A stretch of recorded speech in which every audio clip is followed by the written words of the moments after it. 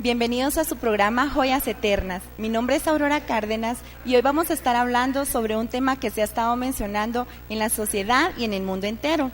El tema de hoy es falsos profetas y falsas doctrinas. Para poder aprender y comentar más sobre este tema, le damos la bienvenida al pastor Hernando Mejía de Iglesia Ven Señor Jesús. Bienvenido, pastor. Hola, ¿qué tal, Auri? Me da mucho gusto poder estar contigo esta noche y esperamos que el programa sea de edificación para todos nosotros. Muchas gracias. Bueno, amigos, y para comenzar y poder saber qué es un profeta y qué es una doctrina, el pastor nos va a dar una pequeña definición y nos va a decir cuál es la diferencia entre los dos. Bueno, un profeta es una persona que habla de parte, en este caso estamos hablando de profetas en el ámbito cristiano, en el ámbito congregacional, es un hombre que habla o una mujer que habla de parte de Dios. Profetizar es hablar de parte de otro. No es hablar de parte de nosotros, es hablar de parte de otra persona. En este caso estamos hablando de hablar de parte de Dios. Entonces hay hombres que Dios escoge, que Dios llama, que los capacita para poder poner mensajes en ellos y que los puedan trasladar al pueblo, que los puedan trasladar a personas que tienen la necesidad de esa palabra, que tienen la necesidad de una respuesta de parte de Dios o que tienen necesidad de instrucción de parte de Dios. Entonces el profeta es el que habla de parte de Dios para exhortar, consolar, edificar y bendecir a las personas que escuchan el mensaje de Dios. Ahora, un falso profeta es aquel que dice hablar en nombre de Dios, que tiene un mensaje de parte de Dios, pero realmente el mensaje proviene de su corazón o proviene del mismo infierno. Entonces habría que hacer esa diferencia. Un profeta de Dios, del Espíritu Santo, es aquel que trae mensajes de parte de Dios. Pero también tenemos que reconocer que hay personas que tienen mensajes particulares y que esos mensajes particulares los empaquetan como que fueran mensajes de parte de Dios. Hay personas que tienen mensajes del mismo infierno, espíritus de error, espíritus de destrucción, que lo que quieren es torcer, tergiversar la doctrina, tergiversar el camino de un cristiano. Ahora, una doctrina, porque me preguntabas de doctrina, doctrina significa enseñanza.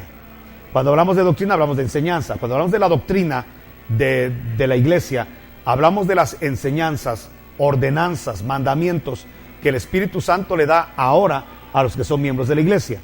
Recordemos que un miembro de la iglesia es todo aquel que ya nació de nuevo porque Jesucristo entró a su corazón. Muchas gracias, pastor. Otra pregunta que sale sobre esto de los falsos profetas es la siguiente.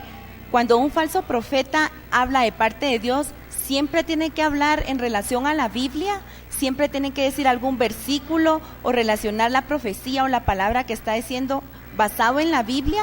¿O puede ser de parte de Dios sin que se mencione algún versículo de la Biblia? Bueno, hemos visto en el transcurso del mover profético bíblico que no siempre se cita la Biblia. Lo que sí es cierto es que nunca se contradice. Ningún mensaje que venga de parte de Dios en este tiempo jamás podrá contradecir la doctrina que ya está establecida, porque entonces ya sería otro espíritu, sería una contradicción a la misma doctrina. Entonces tenemos que tener claro que cuando un profeta habla de parte de Dios, entonces desde luego no necesariamente va a citar la Biblia, pero se va a basar en principios y fundamentos de la Biblia. Jamás se va a desviar de los fundamentos de la Escritura, sino que todo mensaje que venga de parte de Dios va a tener como colchón, como base, como sustento, la palabra de Dios. Una palabra, una doctrina, aunque venga muy estrambótica o venga del personaje que sea, si contradice la Biblia, ya se hace sospechoso, ¿eh? Ya tendríamos que revisarlo, porque jamás vemos una contradicción en la mente de Dios. Entonces sería muy difícil que una persona viniera, así dice el Señor, contradiciendo todas las enseñanzas y la doctrina de la iglesia. Gracias, pastor. En relación a la doctrina pura de Jesucristo, ¿qué nos podría comentar usted? ¿Cuáles fueron sus enseñanzas a lo largo de su ministerio? Lo que pasa es que tenemos que entender que la humanidad ha sufrido varios cambios. Ha sufrido varios cambios que Dios desde luego los ha permitido. Nada se hace sin la voluntad de Dios. Pero recuérdate que cuando el hombre vivía en el huerto, vivía en una biología, en un entorno ecológico totalmente diferente al que vivimos ahora. Y él era un sacerdote, era un sumo sacerdote. Entonces Dios le dio mandamientos, le dio ordenanzas para que los cumpliera Adán dentro del huerto, mientras estuviese en el huerto. Entonces hubo una doctrina y una enseñanza que se dio bajo la jurisdicción del sumo sacerdote Adán. Cuando Adán cae y cuando Adán falla, es expulsado del huerto. Cuando Adán es expulsado del huerto, entonces se abre lo que será llamado la época patriarcal. ¿Qué pasaba en la época patriarcal? No había una discriminación de razas ni de naciones, sino que Dios le hablaba a todo hombre que quisiera acercarse a él. ¿Cómo le hablaba Dios? Era muy fácil. Los hombres, regularmente los patriarcas, levantaban un altar y en ese altar hacían los sacrificios y entonces Dios hablaba y se manifestaba en esos altares.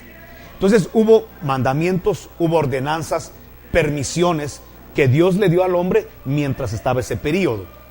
En la Torre de Babel, los hombres en una sola mente, todos los hombres se rebelan contra Dios. Entonces cuando Dios ve que las naciones lo rechazan, entonces se le ocurre establecer una nación en la tierra diferente a todas. Esa nación es la nación de Israel. Y entonces a Israel también le dieron mandamientos, ordenanzas que fueron exclusivas para Israel, que no eran para el resto de las naciones, sino que eran leyes exclusivamente dictaminadas para la nación de Israel.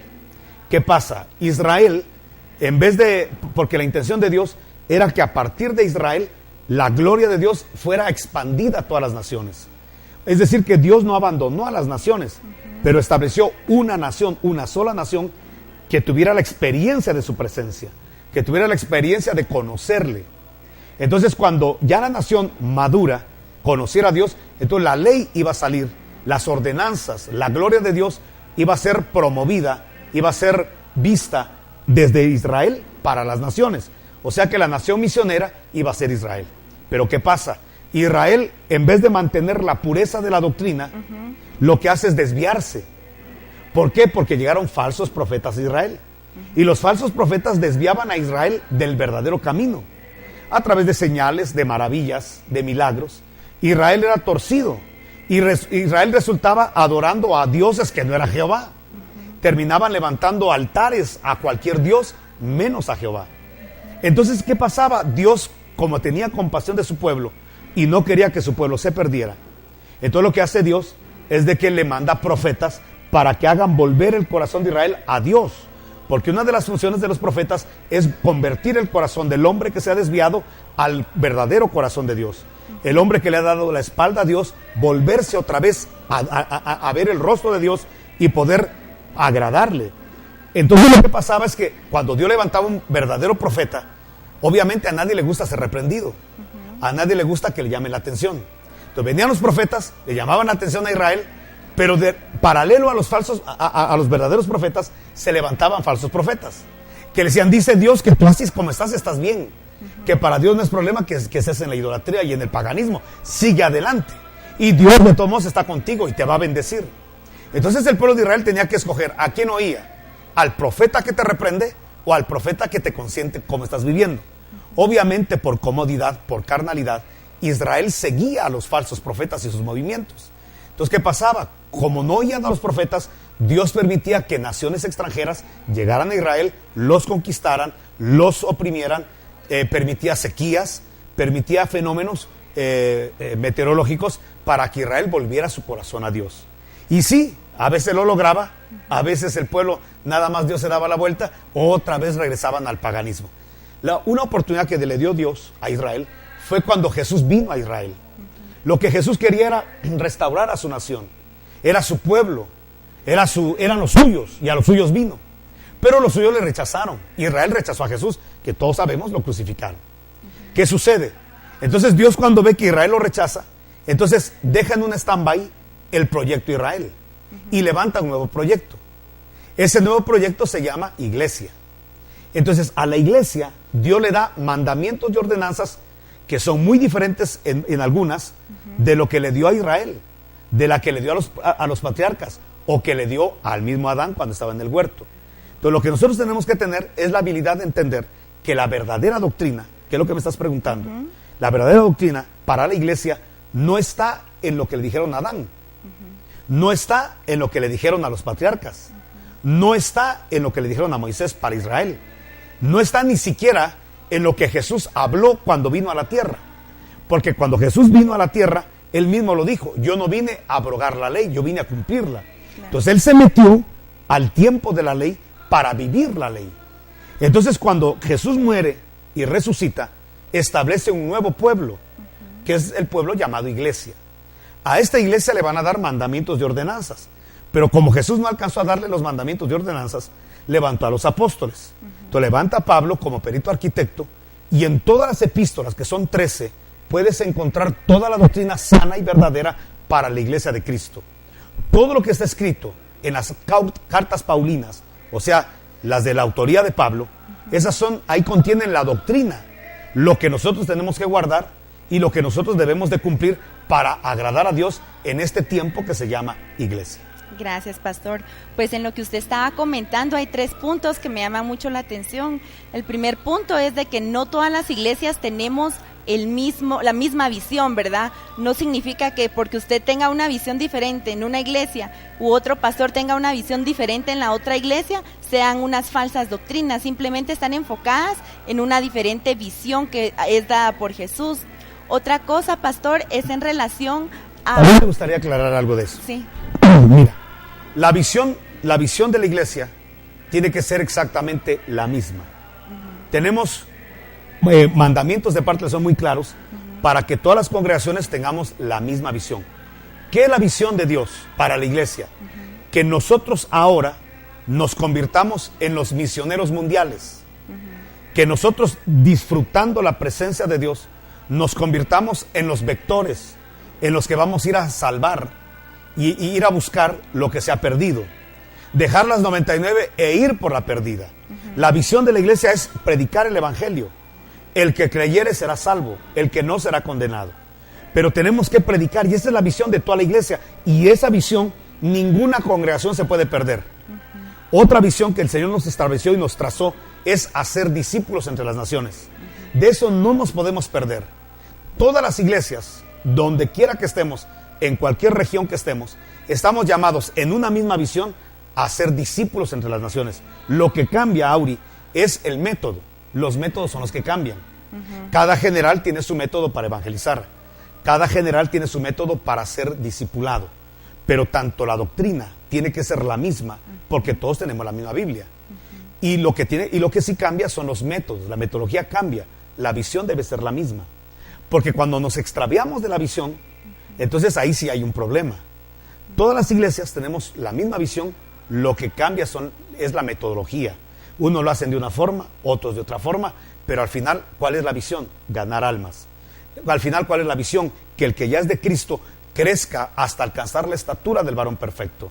O sea que la visión de los ministros, de todos los pastores, profetas, evangelistas, lo que sea, el ministerio que Dios le haya dado, tenemos una misma visión. Y es preparar a la iglesia para la venida del Señor. El Señor ya viene. Aunque tarde 1,000,000 de años, Él ya viene, ese es el mensaje nuestro. Y tenemos que prepararnos hoy como que hoy viniera, como que esta noche el Señor viniera por nosotros. Entonces la visión es la misma. Lo que cambia es la metodología. Lo que cambia es que algunos en la metodología preparan a la iglesia en un área más de liberación, otros en un área más de alabanza, otros en un área más familiar, matrimonial, pero al final todos tenemos la misma visión. Nos tenemos que salvar del infierno a través de Jesucristo. Tenemos que crecer en el discipulado hasta alcanzar la estatura del varón perfecto y tenemos que prepararnos para la venida del Señor. Gracias, pastor. Bueno, pues como estábamos comentando, tengo una duda en relación al enfoque de las iglesias. Hay iglesias que se están enfocando mucho en el área misionera, otros se enfocan en la alabanza, liberación. Entonces quisiéramos saber si esto es viable o no es viable, o si se puede o no. Mira, sí es viable. Lo que no es viable es que estemos separados los pastores. Mira, porque hay congregaciones donde el ministerio es un ministerio apostólico.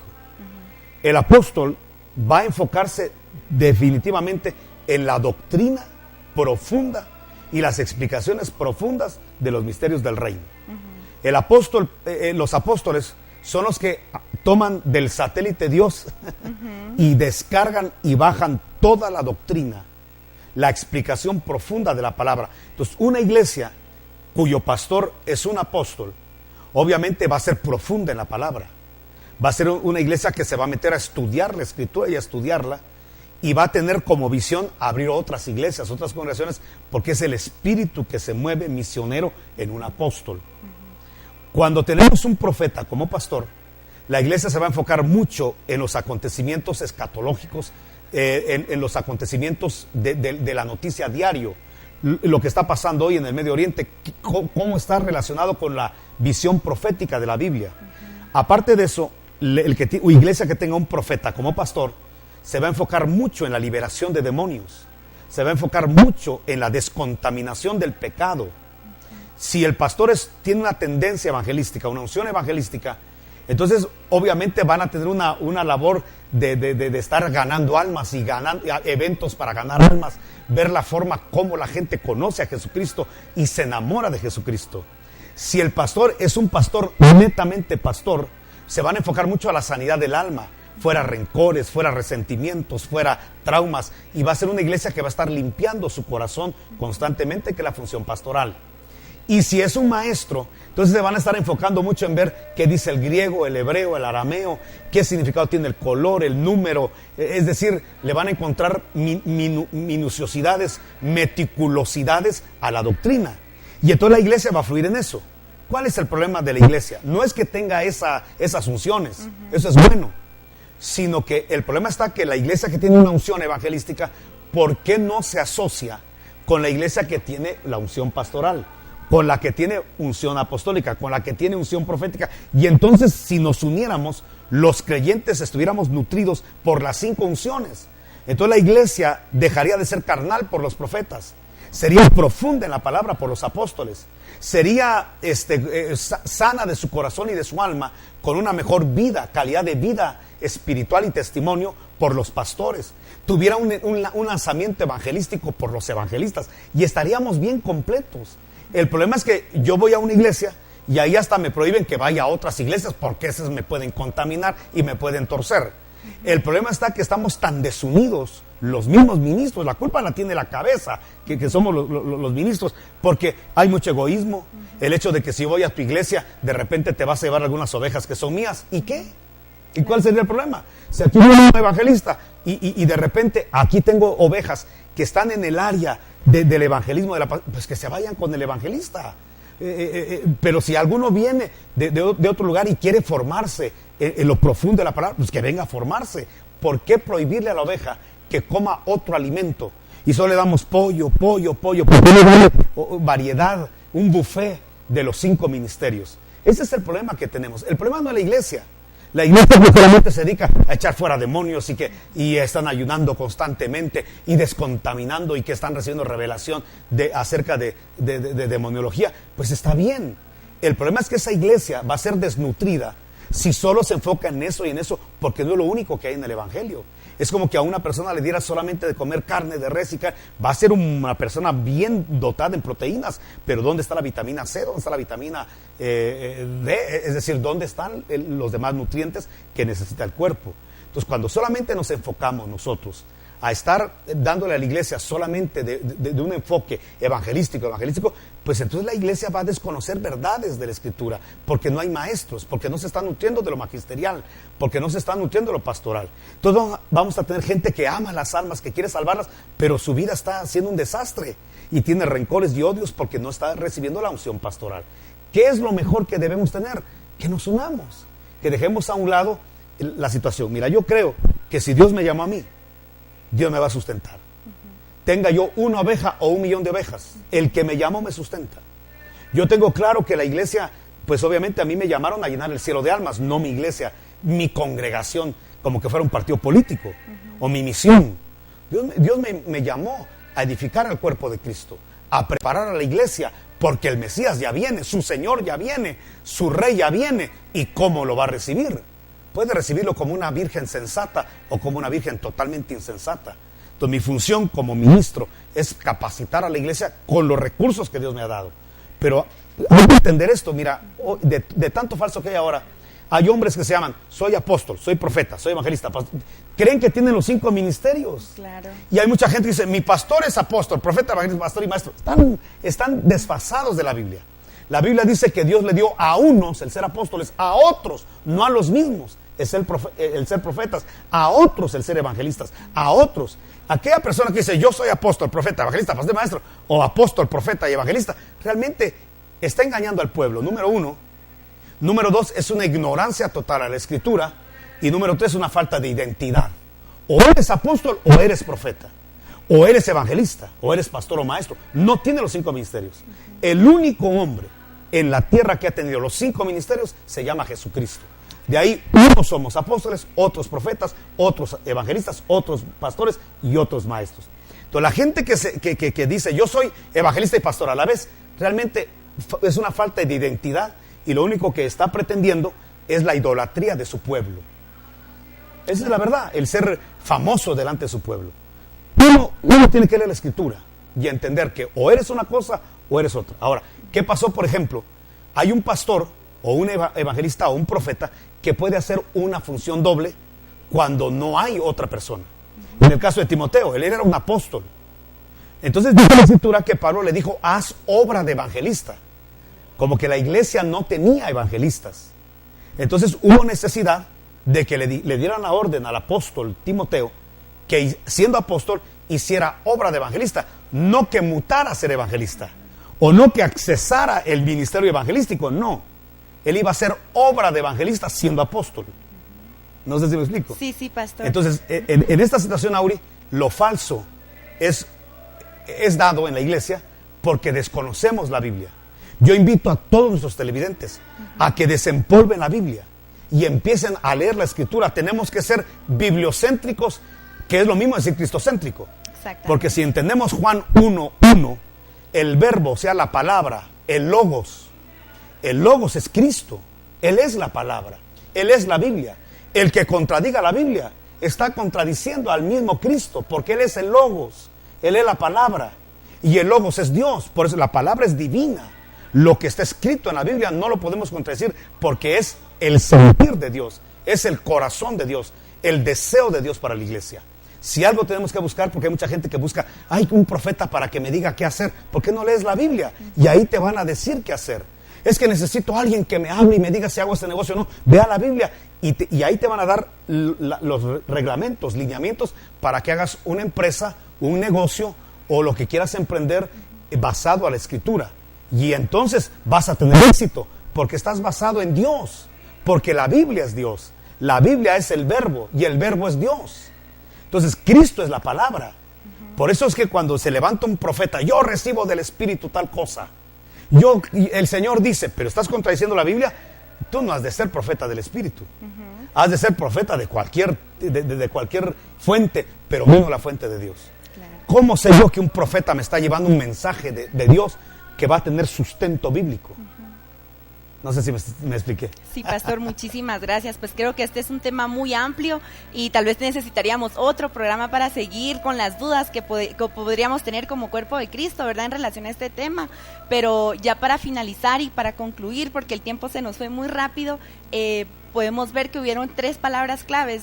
Juntos, unánimes, ¿verdad? Como usted decía, la iglesia tiene que estar juntos porque no solo una iglesia tiene todo, cada iglesia tiene algo diferente y juntos podemos venir y transformar el mundo. Entonces, este es un llamado para todas las personas, ¿verdad? Los cristianos, para que estemos juntos. Otro llamado es el de no ser haraganes. O sea, si nosotros queremos saber bien, tenemos que leer. O sea, la palabra de Dios, Él decía, medita de día y de noche. Y ahí está el manual, es el manual de vida. Y por último, pastor, en relación a los profetas, también tener uno mucho cuidado con lo que ve y con lo que dice. O sea, a veces uno dice, es un falso profeta porque tal vez no hace lo que yo hago en mi iglesia, pero no necesariamente. Entonces, tener mucho cuidado y poder seguir tal vez hablando de este tema en un otro programa. Muchas gracias y recuérdense, amigos, que cualquier sugerencia que ustedes tengan para el programa, por favor, escríbanos al correo electrónico o llamen a la iglesia Ven Señor Jesús y podemos seguir con este programa. Muchísimas gracias, pastor.